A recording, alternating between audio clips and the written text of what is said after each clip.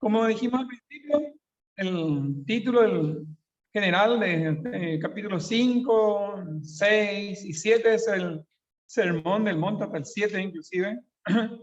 Y leímos las bienaventuranzas que el Señor Jesús enseñó a los que venían a escucharla, a sus discípulos, dice.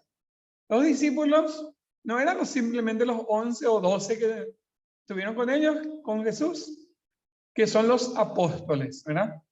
Los discípulos eran todos los seguidores, todos los que le seguían a Jesús por donde él andaba y escuchaban sus enseñanzas. El discípulo es equivalente a la palabra de seguidor, de ser un seguidor o un alumno, un estudiante. Y acá expresó las bienaventuranzas del Señor Jesucristo, que siempre es bueno recordar, ¿verdad? Y tal vez nos identifiquemos con algunos de los sectores o grupos de personas que el Señor Jesús menciona acá en las bienaventuranzas, ¿verdad? Habló de los pobres en espíritu, habló de los que lloran. Y si alguien llora es porque tiene algún dolor, una aflicción.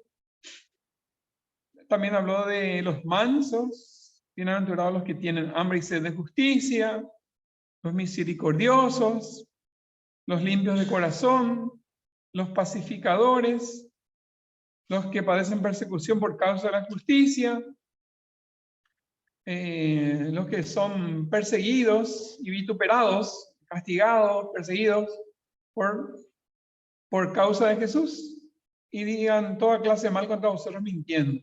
Y el resumen es: gozaos y alegraos, porque vuestro galardón es grande en los cielos, porque así persiguieron a los profetas que fueron antes de vosotros. Y a continuación, Jesús presenta tres comparaciones, o símiles, dice acá. Símiles o parecidos, una comparación. Jesús presenta tres comparaciones de qué es un cristiano, qué es un discípulo, qué es un seguidor de Jesús. Presenta tres símiles o tres comparaciones. El primero dice: vosotros, le dice a sus discípulos, nos dice hoy a nosotros, a los creyentes, nos dice a nosotros, los que decimos que Jesús es nuestro Salvador, a los que decimos que Jesús es nuestro Redentor, a los que nos llamamos cristianos, dice: vosotros sois la sal de la tierra, ¿verdad? No es que somos sal, sí. Acá la palabra que está omitida acá, tácita, es: vosotros sois como la sal, ¿verdad? Como si fuera la sal de la tierra. Si la sal se desvaneciera, si pierde su sabor, la sal, ¿verdad?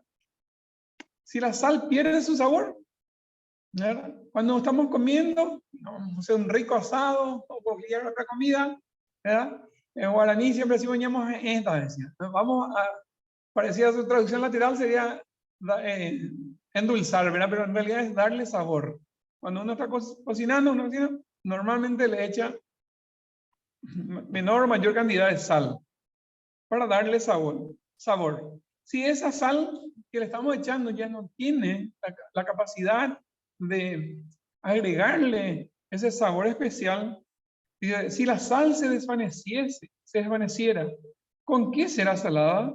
No sirve para nada, sino para ser echada afuera y hollada por los hombres. La sal que ya no da sabor, desechamos, ¿verdad? Tiramos a la basura. La otra comparación que hace el creyente es como la luz del mundo. Dice: vosotros sois la luz del mundo, ¿verdad? Vosotros sois la luz del mundo. No es que el creyente es una luz en sí, sino es como si fuera una luz del mundo. Una ciudad asentada sobre un monte no se puede esconder.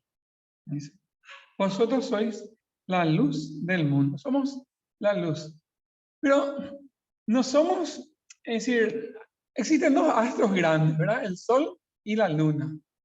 Los dos brindan o dan luz, y en el caso del Sol, calor a la Tierra, ¿verdad? La luz del Sol brilla por sí mismo. El Sol es un astro que tiene la capacidad de brillar por sí mismo y con sus rayos envía luz y también calor, calienta. Ahora, por ejemplo, salió el sol hoy, después de un día de lluvia, de estar nublado, ya empieza otra vez a subir un poco la temperatura. Y en el verano, ni qué decir, hace mucho calor. El sol tiene la capacidad por sí mismo de brillar, de dar la luz y también dar calor. A la noche, en los días normales, claros, aparece el otro astro, ¿verdad? El otro, que es la luna, un satélite de la Tierra es la luna, y que también cuando está en luna llena o en un día sin muchas nubes, la luna en sí también proporciona luz. Pero a diferencia del Sol, la luna, ¿qué es? No, la luna no tiene luz propia. La luna refleja la luz del Sol, ¿verdad? Es decir, el Sol brilla con luz propia y da luz y calor. La luna también da luz, no da calor, pero la luz que emana, que recibimos en la Tierra de la luna, no es algo que la luna brilla por sí sola, es el reflejo de la luz del Sol en la luna. Así también es el creyente, dice, vosotros sois la luz del mundo. El creyente en sí no tiene esa capacidad de brillar por sí mismo a menos que refleje la luz de Cristo, ¿verdad? Así como la luna refleja la luz del sol, el cristiano lo que puede y debe reflejar la luz de Cristo en él y eso reflejar al mundo. Dice, vosotros sois la luz del mundo. Y dice, para complementar, dice, una ciudad asentada sobre un monte no se puede esconder. Aquí en Paraguay tenemos pocos montes, montañas, ¿verdad? Está el Cerro de Cacupé, después en Pedro Juan Caballero, dice que es la ciudad más, la terraza del país. Dice que, por el camino también hay algunos cerros. ¿Dónde hay un cerro que se llama Tres Candú, hacia Villarrica, al Guairá? En Yaguarón hay un cerro también. En Paraguay también hay. Bueno, pero hay pocos, ¿verdad? Ahora, el Cerro Lambaré. Ahora, a diferencia de otros países, en otros países dicen que hay montes o montañas donde se establecen casas, se construyen casas. Y no solamente una o dos casas, sino prácticamente un pueblo, una ciudad, como dice acá. Una ciudad asentada sobre un monte no se puede esconder. Acá en Paraguay, que yo sepa, en los montes o los cerros que mencionamos, no hay casas, ¿verdad? Que yo sepa, ¿verdad? En el Cerro de Lambaré, sin embargo, arriba mismo hay un monumento, había un monumento ahí, que creo que parte del monumento se echó todo así. Pero cuando eso se prendía, cuando se prende la luz que iluminaba ese monumento, ¿verdad? Se podía ver de lejos, ¿verdad? Y eso es lo que está diciendo acá Jesús. Una ciudad asentada sobre un monte no se puede esconder. Si en una ciudad que está edificada sobre un monte, hay varias casas, de noche prenden la luz en la casa, y si todos prenden o varias casas, queda iluminada, si no se puede esconder. Una ciudad asentada sobre un monte no se puede esconder. Y me recuerdo de una anécdota que contó una vez una persona. Dice que en una ciudad, en un país, donde había tipo unas villas asentadas sobre montes. Y hubo un grupo grande de hermanos, unas iglesias que se unieron para predicar el evangelio.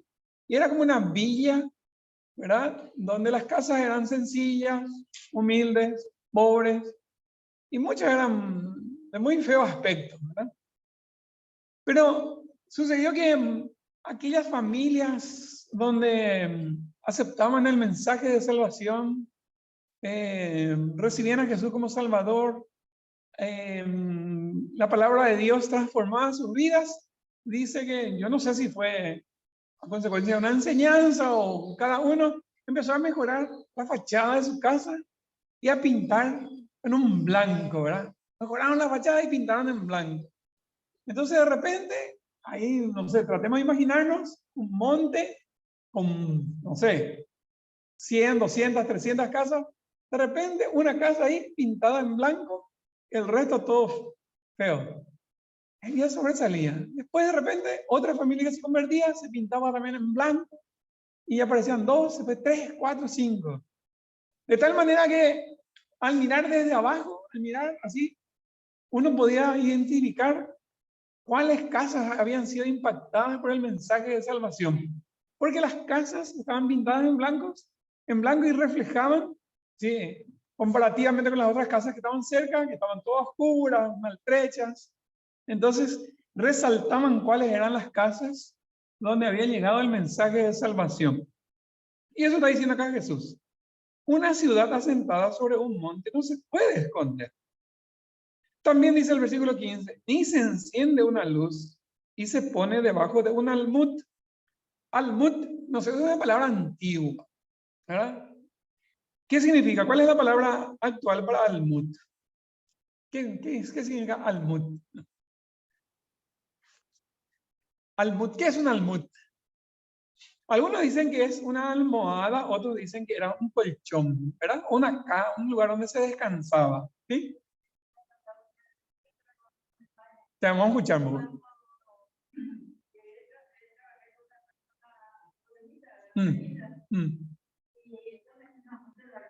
Ah,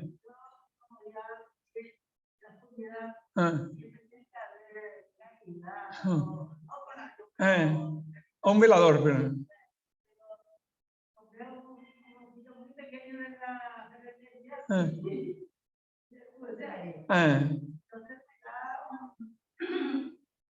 Un poquito de luz. Pero la abuela se mandaba al baño y ella amanecí y y bueno, ¿cómo explicarle que no? Que eso es de un bajo ahí. Un poquito de bajo consumo.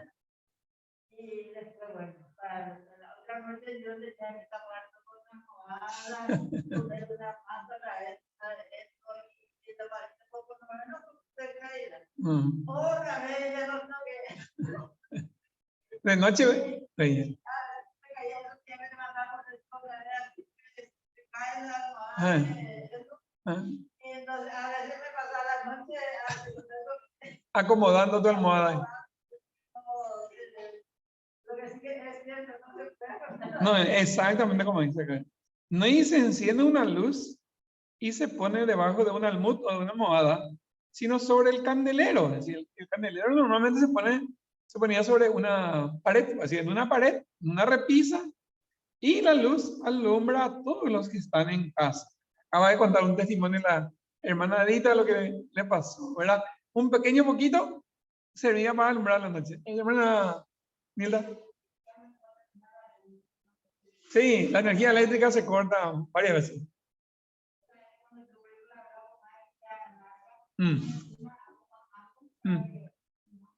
Sí, cuando se va la energía eléctrica, frecuente en el verano especialmente, usamos velas, ¿verdad? Para iluminar. Otros tienen esas luces de emergencia y se pone lo más alto posible para que su luz alumbre el mayor espacio posible. No, sino con el celular, estamos con el celular. Y dice, ni se enciende una luz y se pone debajo de un almud o debajo de una cama, debajo de una almohada, sino sobre el candelero y alumbra a todos los que están en casa. Habiendo dicho esto, enseñado esto, el Señor Jesús llega a una conclusión. ¿Y cuál es la conclusión? Versículo 16. Así, ¿a qué se refiere? Así como se enciende una luz, así como soy la luz del mundo, así como se enciende una luz y se pone debajo del candelero y se pone de verdad sobre un candelero y alumbra a todos los que están en la casa, así alumbre vuestra luz delante de los hombres. Esta es la verdad espiritual. El Señor Jesús estaba enseñando algo normal, ¿verdad? Prender una vela y poner un candelero y poner así. Tiene que brillar la luz del creyente delante de los hombres. Hermano Sergio.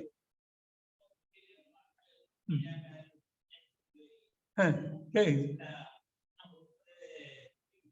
El almud es una bolsa de trigo.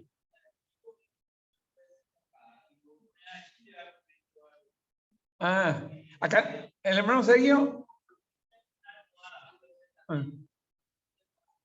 Sí, un almud puede ser una bolsa de trigo. Entonces, si está mojada y si se coloca eso, la vela debajo de eso, la humedad y la bolsa va a tapar toda la luz, dice el hermano Sergio. Dice, ni se enciende una luz y se pone debajo un almud, sino sobre el candelero y alumbra a todos los que están en casa. Así tiene que ser la vida del creyente. Así tiene que ser mi vida. Así tiene que ser tu vida.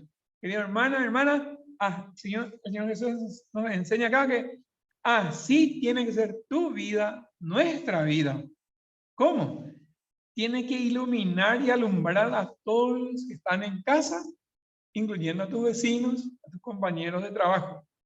Así alumbre vuestra luz delante de los hombres, para que vean vuestras buenas obras y glorifiquen a vuestro Padre que está en los cielos. El objetivo final de que brille nuestras vidas y de que alumbre y que vean nuestras buenas obras no es para gloria nuestra, no es para que digan, qué serio, qué buen tipo que es. Antes era así, ahora es un buen creyente, ahora va a decir, ay, es así, ay, doña Nilda, antes era así, ahora es así. No es para eso. Para que glorifiquen a vuestro Padre que está en los cielos. Dios cambió la vida de ese hombre, de esa mujer. Antes, él era así, decía así, qué sé yo, era un mentiroso, ahora no miente más. Antes, qué sé yo, se pasaba gritando o escuchando música horrible, antes era descortés, no saludaba, ahora le saluda a todo el mundo, ¿verdad? Ahora le saluda a todos los vecinos. Antes se enojaba todo de balde, ahora está más controlado. ¿Y para qué? Y glorifiquen a vuestro Padre que está en los cielos. Ese es el objetivo final. Así dice, así alumbre vuestra luz delante de los hombres, para que vean vuestras buenas obras y glorifiquen a vuestro Padre que está en los cielos. Para terminar, yo quiero compartir con ustedes un devocional de este libro que la iglesia compró y nos regaló el Día del Maestro. Tienen devocionales para cada día. Y hay uno que bueno, casi todos, no, todos son muy, muy interesantes, pero hay uno con respecto a este tema que quiero compartir con ustedes. Dice, el brillo de nuestra luz. Así brille vuestra luz delante de los hombres, para que vean vuestras buenas acciones o buenas obras y glorifiquen a vuestro Padre que está en los cielos. Y empieza con una pregunta, dice el hermano. Con frecuencia hago la siguiente pregunta a los hermanos de la iglesia. Dice, si no pudieses abrir tu boca, para explicarle a otras personas que tú eres un discípulo de Cristo, un cristiano, ¿cómo podrían darse cuenta de que tú lo eres? Esa es la pregunta. Yo quiero que nos hagamos esta pregunta, hermano. Suponiendo que, qué sé yo, de la noche a la mañana, ninguno podemos hablar más, nos quedamos todos mudos. No podemos testificar, no podemos hablar más con palabras. ¿Cómo las personas de nuestra casa, nuestro vecino de al lado, del barrio, como tus compañeros de trabajo, como tus compañeros de escuela, de colegio, cómo ellos podrían darse cuenta de que tú eres un cristiano? Es una pregunta que me gustaría que reflexionemos en esta mañana. En serio, ¿verdad? Si no pudiésemos hablar, inclusive a veces, teniendo la capacidad de hablar, somos o tímidos, o tenemos vergüenza, o lo que sea, para testificar de Cristo, ¿verdad? Pero ¿cómo tu compañero de trabajo, cómo tu compañera, cómo tu vecino, tu vecina, tu compañero de escuela, de colegio, tu jefe, tu patrón, cómo se puede dar cuenta de que eres un cristiano? ¿Cómo se van a dar cuenta? ¿Cómo tu jefe, tus clientes, no sé, tus proveedores, el mecánico, no sé, el vendedor que llega a tu casa, ¿cómo se va a dar cuenta de que tú eres un cristiano? O por lo menos de que sos algo distinto a los demás. ¿Cómo se va a dar cuenta? Dice, no se apresura a desechar la pregunta sin antes meditar en sus implicancias para nuestra vida. El hecho es que una gran mayoría de personas, para una gran mayoría de personas, el testimonio, la forma de testificar, descansa enteramente sobre una proclamación verbal. Cuando hablamos de testificar, siempre pensamos que hay que hablarle a otra persona, que saber hablar. Nuestro comportamiento contradice, pero nuestro comportamiento contradice ese testimonio. De manera que las personas llegan a la conclusión de que realmente no nos diferenciamos en nada a ellos, salvo que afirmamos ser cristianos. Es decir, si nuestra conducta, nuestro comportamiento, nuestras acciones no reflejan o no son congruentes con lo que decimos, la gente dice, oye, en barrio, evangelio, este es un evangelio, como siempre dice una persona, sí es un creyente, pero creyente en qué, ¿verdad? En el sentido de hoy, en el versículo de hoy, Cristo muestra el camino que quería para sus seguidores, un camino por el cual se daría evidencia a los de afuera, a tus vecinos, amigos, de que ellos estaban claramente identificados con su persona. La expectativa de Jesús era que se dedicaran a las buenas obras, ¿verdad? Así dice el Señor Jesucristo, dice, así alumbre vuestra luz delante de los hombres para que vean vuestras buenas obras. Mira, así dice. Las buenas obras, dicen, son la evidencia para que los otros se maravillaran por la forma de vida radicalmente diferente del que dice ser creyente. Las buenas acciones se prepararon no para generar luz. Las buenas acciones, las buenas obras que debemos hacer como cristianos, no se prepararon, no, es decir, no son hechas para generar luz, sino para la manifestación de la luz. Así como la luna brilla y tiene luz, o genera luz, transmite luz, no es la luz propia, es la luz del sol que está reflejando. Es decir, la luz no tiene que realizar acciones especiales para darse a conocer. La luz no tiene que ser, hacemos ya enchufaba el foquito y ya generaba la luz. Ya, no es necesario decir, esta es un foquito que genera luz, porque al enchufar ya te das cuenta que tiene luz. Dice, la luz no tiene que realizar acciones especiales para darse a conocer. Quienes ven su resplandor llegan a la conclusión inevitable de que es luz. Prende una vela, genera luz y esa es luz. Prende tu celular, la linterna y ya ves que es luz. De igual manera, era la voluntad de Jesús que sus seguidores vivieran haciendo el bien a los demás, a fin de que, aun cuando hablar no fuera posible, la gente los identificara como personas de otro mundo, es decir, del reino de Dios. Los que somos de la iglesia cristiana evangélica, aún sufrimos de un fuerte condicionamiento en contra de las buenas obras, ¿verdad?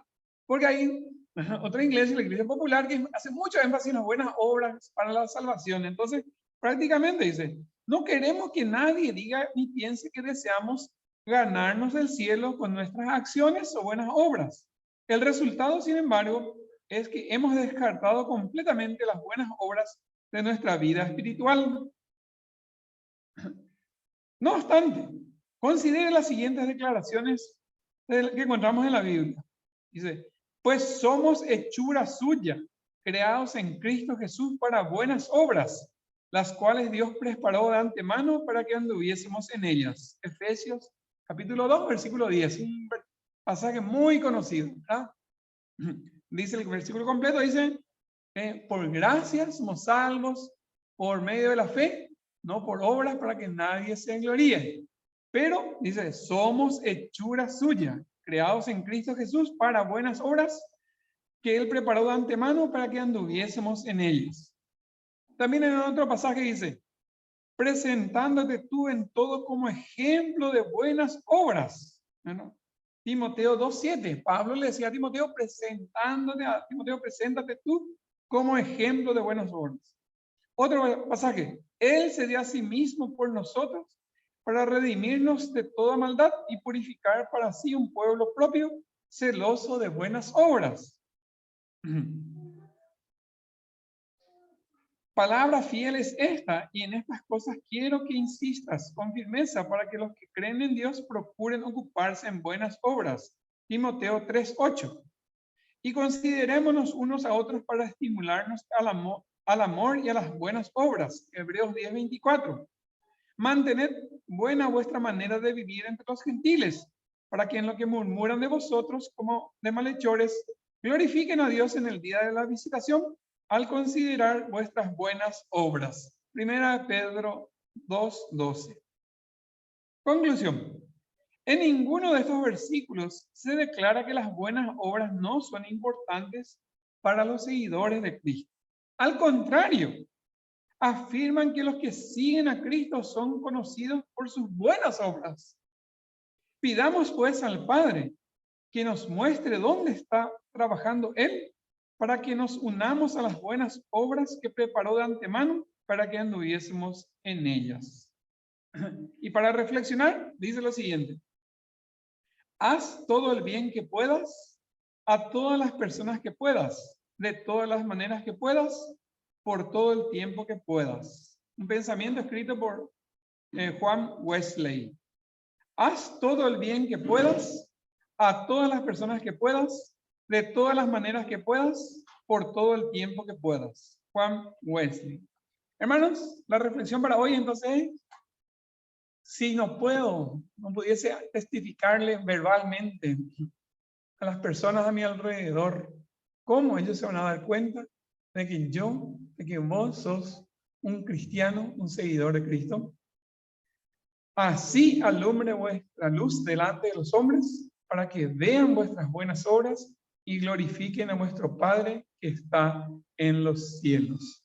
O sea, que el Señor nos bendiga, el Señor nos dé la fuerza, la sabiduría para distinguir entre lo que Dios enseña en su palabra acerca de las buenas obras y acerca de lo que no enseña, ¿verdad? Muchas veces insistimos, ¿verdad? Por la creencia popular está de que las buenas obras nos llevan al cielo. Es cierto, eso es cierto, ¿verdad? Lo que nos lleva al cielo es la fe, la gracia de Dios, ¿verdad? Pero Dios preparó de antemano buenas obras para que anduviésemos en ellas. Es nuestra tarea, es nuestra responsabilidad descubrir cuáles son esas buenas obras que Dios preparó para que cada uno se involucre, lleve adelante, ¿verdad? Para que glorifiquen a Dios, nuestro Padre. Que el Señor nos bendiga en esta mañana. Vamos a terminar en oración. Nuestro buen Dios, nuestro Padre Celestial, te alabamos y te bendecimos en esta mañana. Te damos gracias por la oportunidad de estar en tu casa, de abrir tu palabra. Gracias, Señor, porque en nuestro país tenemos la libertad de reunirnos libremente, de forma abierta, traer con nosotros, Señor, nuestras Biblias, de abrir, leer, exponer, compartir, meditar y buscar, Señor, tu voluntad. Gracias, Señor, por este pasaje que el Señor Jesucristo enseñó a sus discípulos hace tantos años, Señor, en el sermón del monte, las bienaventuranzas y las símiles o los ejemplos de lo que debe ser el cristiano, el creyente, un discípulo tuyo, un seguidor tuyo. Gracias por desafiarnos, Señor, a andar en tus caminos, de buscar tu voluntad, de que tu palabra, Señor, transforme nuestras vidas y que no nos quedemos solamente con un discurso, con una teología, con un pensamiento, Señor, sino que llevemos a la práctica las enseñanzas de tu palabra, para que, Señor, los que no te conocen puedan ver, Señor, nuestras buenas obras y glorifiquen a nuestro Dios, a nuestro Padre que está en los cielos. Señor, te alabamos y te bendecimos esta mañana. Pedimos tu bendición, tu protección y tu cuidado en la semana que se inicia. Gracias por guardarnos. Gracias por darnos el abrigo, el sustento, el alimento para cada día. Gracias por darnos una casa, un techo por el cual vivir. Gracias por tus bendiciones, por el tiempo de compartir acá en la iglesia, con hermanos y hermanas, para estimularnos al amor, estimularnos a buscar tu palabra, a servirte y agradarte. En el nombre de Cristo Jesús te pedimos. Amén y amén.